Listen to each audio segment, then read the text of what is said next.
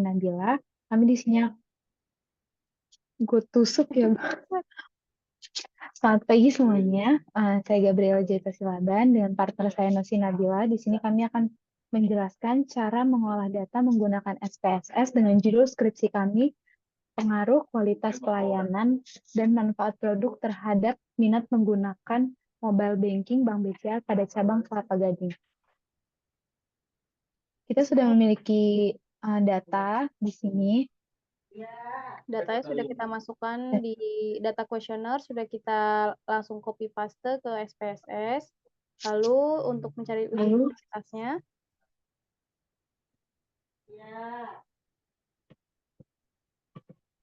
kita klik analyze. Kita klik kanan, analyze.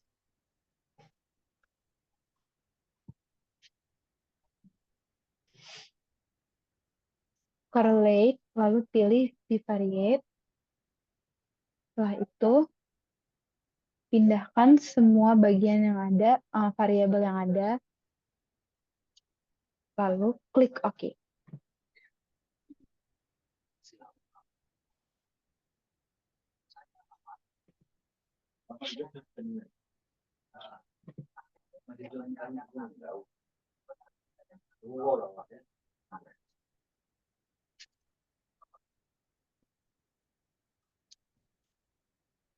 Setelah diklik OK, nanti akan muncul tabel seperti ini.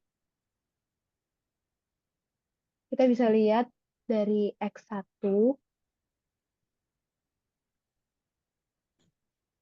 ada untuk R hitung dan R tabelnya berdasarkan hasil percent correlation-nya.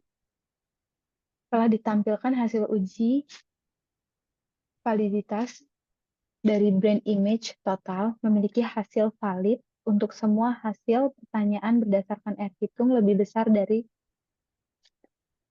lebih dari 0,25. Ini untuk total R hitungnya bisa dilihat semuanya sudah di atas 0,025. 0,25. Untuk bagian X1 ada 0,621. Bagian X2 juga sudah di atas 0,25 dan bagian Y-nya pun juga bagian sudah Y-nya untuk variabel Y-nya juga sudah lebih dari 0,25. Selanjutnya kita akan mencari untuk uji reliabilitas. Kita kembali ke data. Setelah itu kita klik analyze, lalu kita klik scale, lalu klik reliability analyze. Nah, untuk reliabilitas kita tidak usah dipindahkan untuk totalnya. Jadi kita hanya pindahkan untuk masing-masing X-nya dan Y. Ini kita pindahkan ke sebelah kanan. Jika sudah, kita klik OK.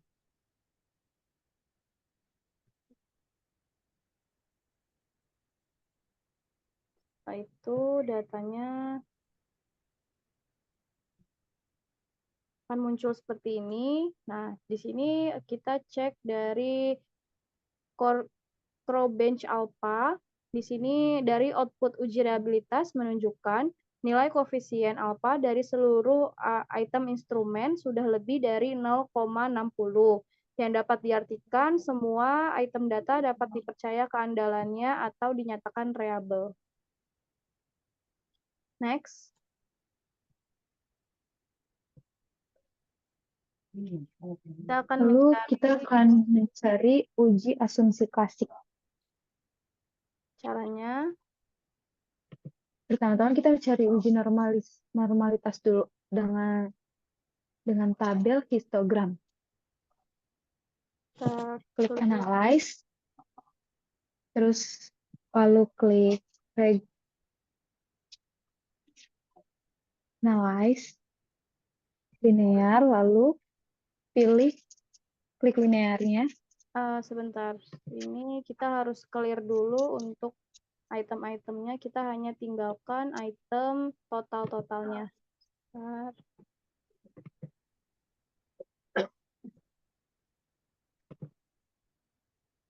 Jadi yang ada cuma variabel totalnya aja.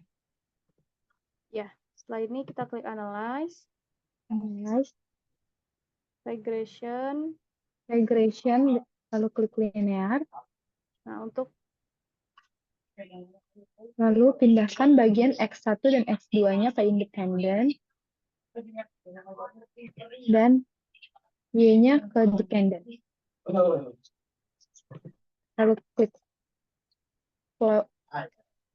bagian collinearity, diklik, continue. lalu continue, setelah itu plot, di plotnya dipindahkan ke bagian X, dan spreadsheet-nya dipindahkan ke bagian Y. Lalu klik histogram dan normal probability plot. Lalu klik continue. Klik Setelah save. itu bisa diklik save, lalu pilih under a standard Selesai. price, lalu Klik continue. Lalu klik OK. klik OK.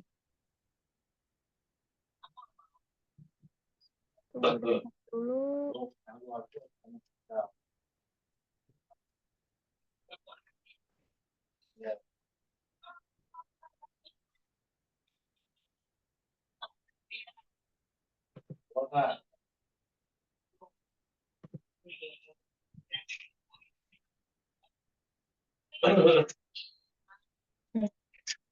Bentar.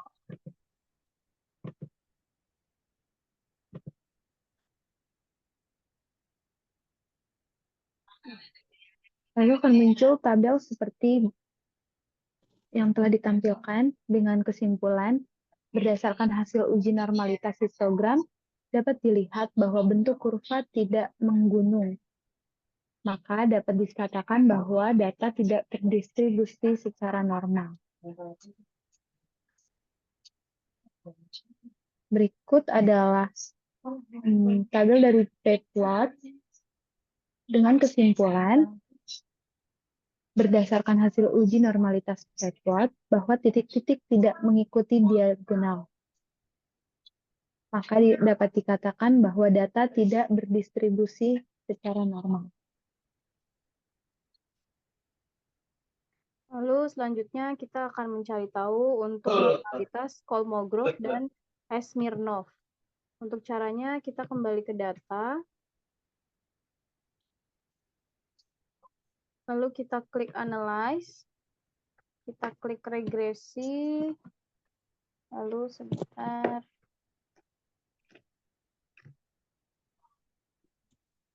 Lalu kita klik non parametric test. Terus kita legacy. Lalu kita ambil yang sampel KS. Lalu kita klik yang ini, kita pindahkan ke sini, dan kita klik OK. Nah, berikut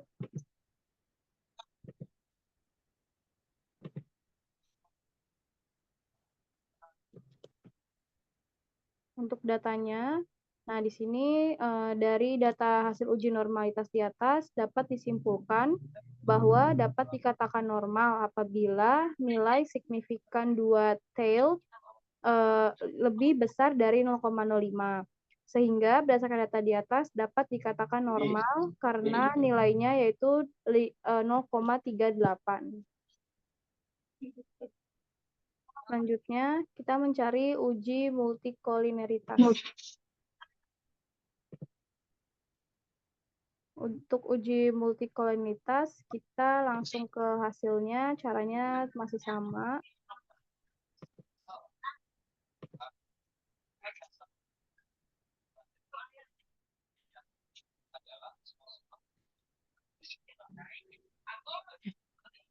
Pada bagian tabel uji multikolineritas, dapat dilihat di bagian toleransinya memiliki nilai 0,391. Jadi kita bisa menyimpulkan berdasarkan hasil data di atas dapat disimpulkan jika nilai toleransi lebih dari lebih dari 0,10 dan fifth kurang dari 10, maka tidak terjadi multikolineraritas. Sebaliknya, jika fifth lebih dari 10 dan toleransi kurang dari 0,10, maka terjadi multikolineraritas. Maka hasil data di atas, nilai toleransi di 0,391 dan nilai fit 2,555, maka dinyatakan tidak terjadi multikolineraritas sehingga model regresi layak untuk digunakan dalam melakukan pengkajian. Selanjutnya kita mencari uji heterokedasitas. Untuk caranya sama, kita langsung ke hasil. Hasilnya gambar seperti ini. Dengan kesimpulannya, titik-titik di atas menyebar ke seluruh area, baik di atas 0 maupun di bawah 0, maka dapat dikatakan bahwa tidak terjadi heterokedasitas, sehingga model regresi layak untuk digunakan dalam melakukan pengujian. Selanjutnya, kita akan menghitung nilai uji F. Ini untuk uji F itu datanya, caranya sama Uji F, dengan yang tadi, langsung hasil. uji F digunakan untuk mencari apakah X1 dan X2 berpengaruh terhadap Y.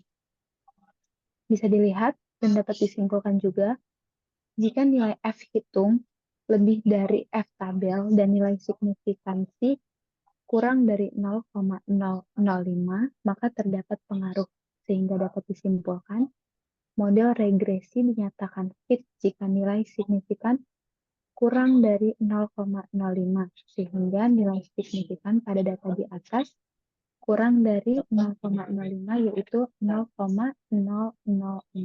Maka model regresinya fit.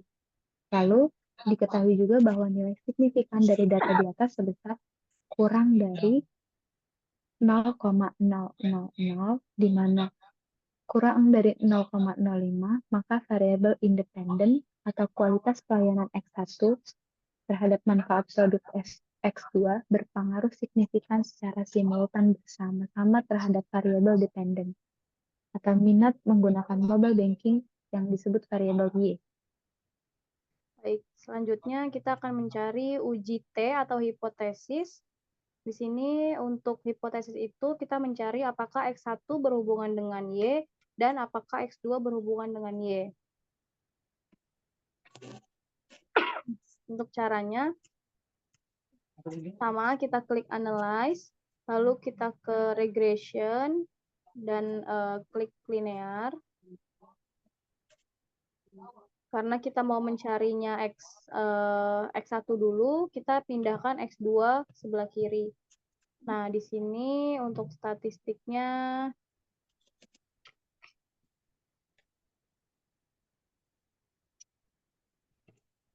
ininya kita antik. Lalu untuk ini kita klik continue. Setelah itu kita plot. Plots-nya juga ini kita antik saja, lalu kita klik continue, save-nya di sini,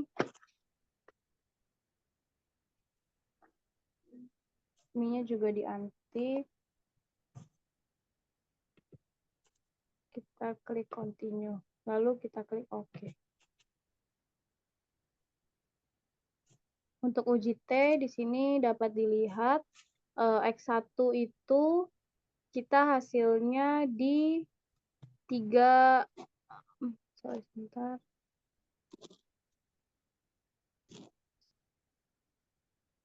Oh ini.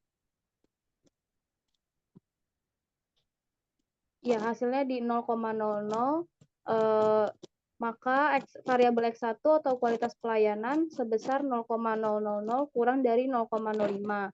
Kesimpulannya, variabel X1 ini berpengaruh signifikan terhadap variabel Y. Lalu selanjutnya, kita mencari variabel yang X2.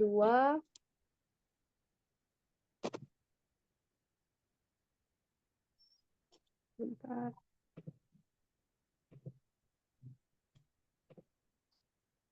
Caranya juga sama, klik analyze. Lalu kita klik regresi linear. Nah, ini karena kita mau cari X2, X1-nya kita pindahkan dan X2-nya kita masukkan. Lalu kita klik OK. Kemudian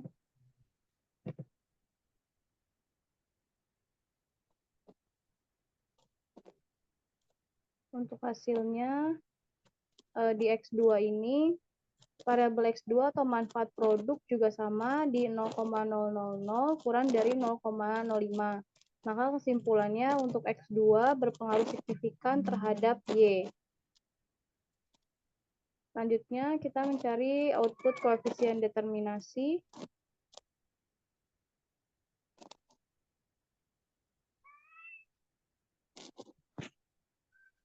Ini untuk hasilnya.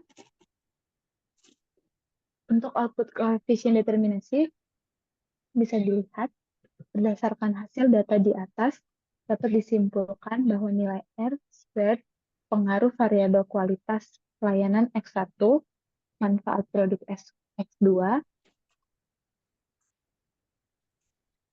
terhadap minat menggunakan mobile bankingnya sebesar 61,2%. Bisa dilihat di bagian R square-nya.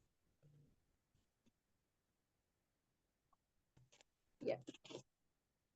Sudah untuk penjelasannya itu aja. Yang hasil presentasi dan penjelasan mengenai cara menggunakan SPSS dari kami. Kurang dan lebihnya kami mohon maaf.